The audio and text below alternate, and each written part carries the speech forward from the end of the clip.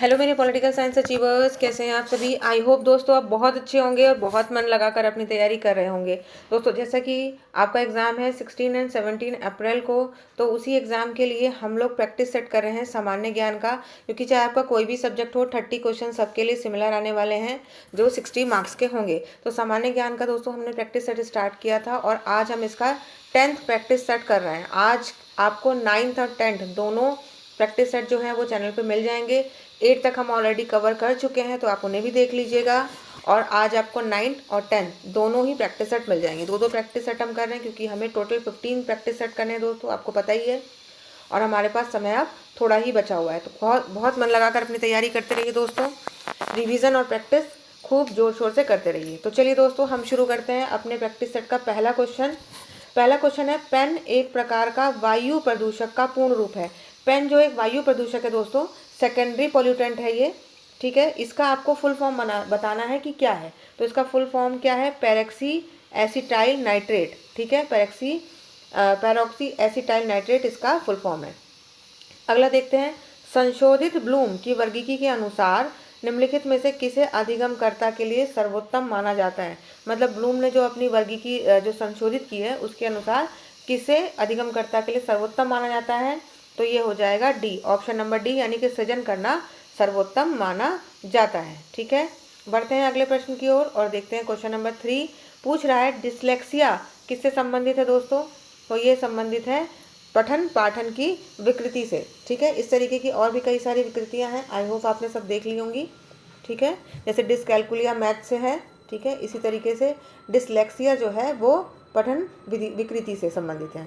Question number 4 देखते हैं, शोध की किस विधि में निराश्रित चर में हेर फेर तथा बाह्य चरों का नियंत्रण न तो संभव है ना ही वांछनीय है। तो किस में है ये, कार्योत्तर विधि में, यानी कि जो कार्योत्तर होता है उस वाली शोध विधि में। अगला क्वेश्चन देखते हैं, क्वेश्चन नंबर 5, वह प्रश्नावली जो उत्तरदाता के स्वयं के दृष्टिकोण के लिए कोई संभावना प्रदान नहीं करती है क्या कहलाती है। तो ये क्या कहलाती है दोस्तों, ये कहलाती है आगत, यानी कि इसमें पहले से ही सब कुछ क्या होता है, लिखा होता है। 4 ऑप्शन दिए होते हैं, आपको उन 4 में से ही एक चूज करना होता है। इस प्रकार की प्रश्नावली को कहते हैं, ठीक है। अगला देखते हैं क्वेश्चन नंबर 6, शोध प्रबंध क्या है।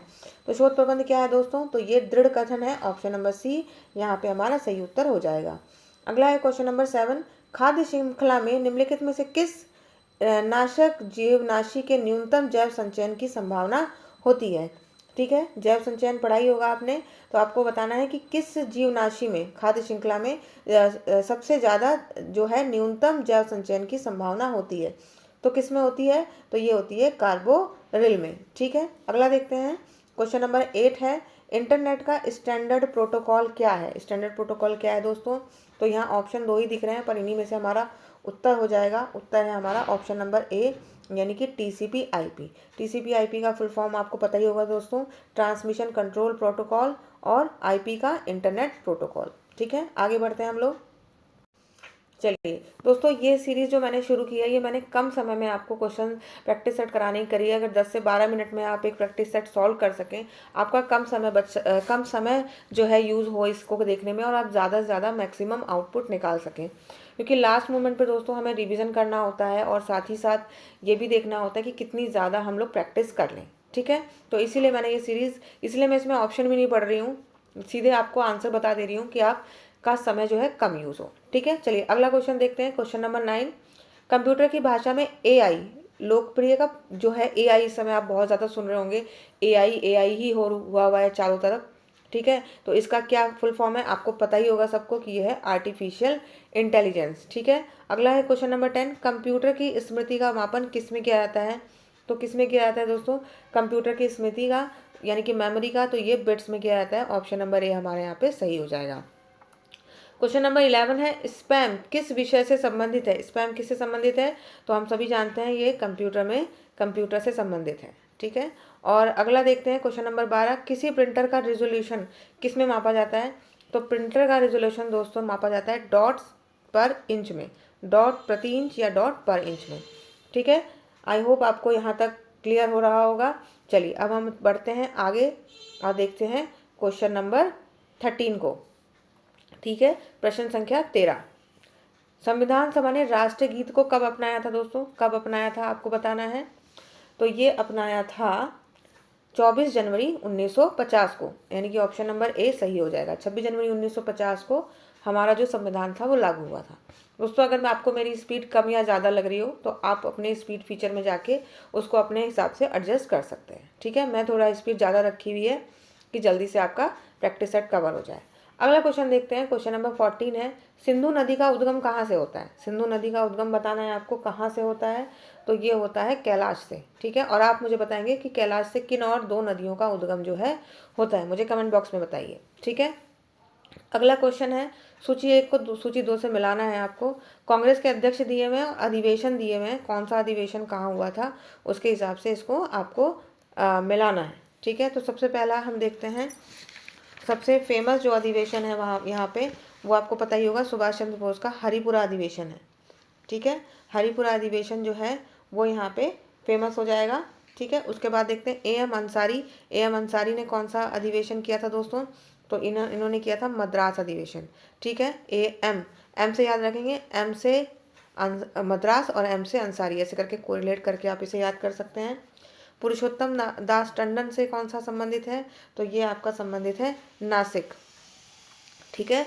पुरुषोत्तम दास टंडन से नासिक, ठीक है। सरोजिनी नायडू ने कौन सा किया था, तो दोस्तों ये था कानपुर अधिवेशन। सरोजिनी नायडू से कानपुर अधिवेशन संबंधित है, और सुभाष चंद्र बोस से तो हमने मिला ही लिया, हरिपुरा अधिवेशन जो है हमारा संबंधित है।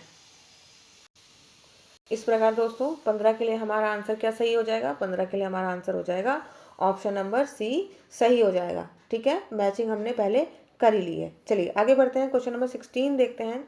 भारत में जनमत के निर्माण में मुख्य तत्व होता है, जनमत के निर्माण में मुख्य तत्व क्या होता है वो आपको बताना है भारत में। तो ये क्या होता है दोस्तों, स्वतंत्र प्रेस होता है, ठीक है। स्वतंत्र प्रेस जो है वो जनमत के निर्माण में सबसे मुख्य भूमिका निभाता है, ठीक है। अगला देखते हैं क्वेश्चन नंबर 17। पाकिस्तान की मांग मुस्लिम लीग के द्वारा किस वर्ष उठाई गई थी, किस वर्ष उसने कहा कि भाई हमें वो चाहिए, अलग से पाकिस्तान चाहिए, तो ये था 1940 में, ठीक है। स्थापना कब हुई थी मुस्लिम लीग की दोस्तों, तो ये हुई थी 1906 में, कहाँ हुई थी, ढाका में, ठीक है। चलिए आगे बढ़ते हैं, क्वेश्चन नंबर 18। महात्मा गांधी ने किसको one man boundary force, Mahatma Gandhi को किसने वन मैन बाउंड्री फोर्स जो है वो कहा था, तो ये कहा था दोस्तों लॉर्ड माउंटबेटन ने, ठीक है। लॉर्ड माउंटबेटन कौन था, तो ये भारत का अंतिम वायसराय था, ठीक है, लॉर्ड माउंटबेटन।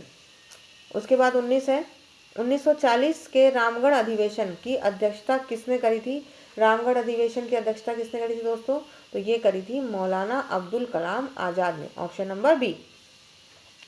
अगला क्वेश्चन नंबर 20 है, 1946 में हुए शाही विद्रोह के क्या कारण से, शाही विद्रोह का कारण आपको यहाँ पे बताना है कि क्या कारण था। तो इसका कारण था खराब भोजन, जातीय भेदभाव और कम वेतन, ये सभी जो था इसका कारण था। तो ऑप्शन नंबर डी यहाँ पे हमारा राइट आंसर हो जाएगा। अगला क्वेश्चन है, 14वां आईसीसी क्रिकेट विश्व कप 2027 कहाँ पे होगा, ठीक है। तो कहाँ पे होगा दोस्तों ये, तो ये होगा दक्षिण अफ्रीका, नामीबिया और जिम्बाब्वे, इन तीनों ही देशों में होगा दोस्तों। तो ये ऑप्शन नंबर डी यहाँ पे हमारा सही हो जाएगा। और जो अभी हुआ था 2024 वाला दोस्तों, ये कहाँ पे हुआ था, तो ये हमारे भारत में, प्यारे देश भारत में ऑर्गेनाइज हुआ था, ठीक है, विश्व कप क्रिकेट का, ठीक है। और इसमें विजेता कौन रहा था, इसमें विजेता रहा था ऑस्ट्रेलिया, और उप विजेता कौन रहा था, वो रहा था हमारी भारतीय टीम, जिसने सबसे ज़्यादा पुरस्कार जीते थे। बस अनफॉर्चुनेटली हम लोग वर्ल्ड कप से ही चूक गए, वरना वो भी हमारा ही रहा होता। चलिए कोई बात नहीं, ये तो खेल है, इसमें हार जीत चलती रहती है। आगे बढ़ते हैं, क्वेश्चन नंबर 22 देखते हैं। निम्नलिखित में से कौन सा कथन सही है, ये आपको बताना है। तो इसमें से कौन सा सही है, तो पहला ही आपका सही हो जाएगा, भारत का गैफिन सेंटर केरल के माकेर गांव में शुरू हुआ है, इस बात को आप याद कर लीजिएगा। अगला क्वेश्चन नंबर 23 है, निम्नलिखित में से कौन सा कथन सही है, यहाँ भी सही बताना है आपको। तो इसका क्या कथन सही हो जाएगा, इसका भी ए सही हो जाएगा दोस्तों। साविंद भारत का प्रथम रोबोटिक टूर गाइड है, बहुत इंपॉर्टेंट है, इसको याद कर लीजिएगा, ठीक है। साविंद है, साविंद क्या है, भारत का प्रथम रोबोटिक टूर गाइड है, ठीक है, इसको आप याद कर लीजिएगा। चलिए बढ़ते हैं, आगे चलते हैं और देखते हैं क्वेश्चन नंबर 24। 2023-24 के दौरान दुग्ध उत्पादन में शीर्ष राज्य कौन सा रहा है दुग्ध उत्पादन में, तो ये रहा है हमारा उत्तर प्रदेश। कौन रहा है, उत्तर प्रदेश। ठीक है, चलिए आगे बढ़ते हैं। क्वेश्चन नंबर 25 देखते हैं। एक ही सत्र में 3 बार माउंट एवरेस्ट पर चढ़ने वाली पहली पर्वतारोही कौन बनी है? तो कौन बनी है दोस्तों? पूर्णिमा श्रेष्ठ। ठीक है, अब देख लीजिए, इनके तो नाम में ही श्रेष्ठ है। ठीक है, तो काम तो भाई श्रेष्ठ करेंगी ही, इस तरीके से कोरिलेट करके याद कर लीजिएगा। ठीक है, चलिए अगला क्वेश्चन नंबर 26। निम्नलिखित में से किस पुस्तक को पूंजीवादी अर्थव्यवस्था का उद्गम स्रोत माना जाता है? किसको माना जाता है दोस्तों? तो ये माना जाता है पुस्तक wealth of Nations. Wealth of Nations पुस्तक किसकी है दोस्तों? तो ये एडम स्मिथ की पुस्तक है, एडम स्मिथ की। ठीक है, चलिए आगे बढ़ते हैं, देखते हैं क्वेश्चन नंबर 27। तो निम्नलिखित में से कौन केंद्र सरकार का अप्रत्यक्ष कर नहीं है?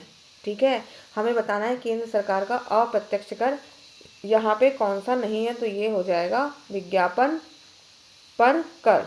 ठीक है, ये अप्रत्यक्ष कर नहीं है, बल्कि कौन सा कर है? प्रत्यक्ष कर है। चलिए आगे देखते हैं क्वेश्चन नंबर 28। परियोजनाओं को उनकी लागू होने की तिथि में सही नहीं है बताना है। ठीक है, परियोजना दी हुई है, लागू होने की तिथि दी हुई है, और आपको बताना है कि कौन सी गलत है। ठीक, तो चलिए देखते हैं इसका राइट आंसर क्या हो जाएगा। इसका राइट आंसर हो जाएगा प्रधानमंत्री मुद्रा योजना 9 मई 2015 को। ठीक है, ये 9 मई 2015 को स्टार्ट जो है वो नहीं हुई है। तो कब हुई है भाई? तो ये हुई है 8 अप्रैल को। ठीक है, नोट कर लीजिएगा। अभी अभी प्रधानमंत्री जो मुद्रा योजना है उसको 10 साल पूरे हुए हैं, तो मेरे हिसाब से ये थोड़ी इंपॉर्टेंट हो जाती है। इसीलिए प्रधानमंत्री मुद्रा योजना कब है? ये 8 अप्रैल 2015। 2015 सही है, लेकिन तिथि जो है वो 8 अप्रैल है। बाकी सारी योजनाओं की तिथि बिल्कुल सही है, तो आप इसको याद कर लीजिएगा। प्रधानमंत्री किसान सम्मान निधि योजना 24 फरवरी 2019, राष्ट्रीय पोषण मिशन 8 मार्च 2018 और स्टार्टअप मिशन 16 जनवरी 2016। ठीक है, तो याद रखिएगा, बाकी इंपॉर्टेंट है सारी ही।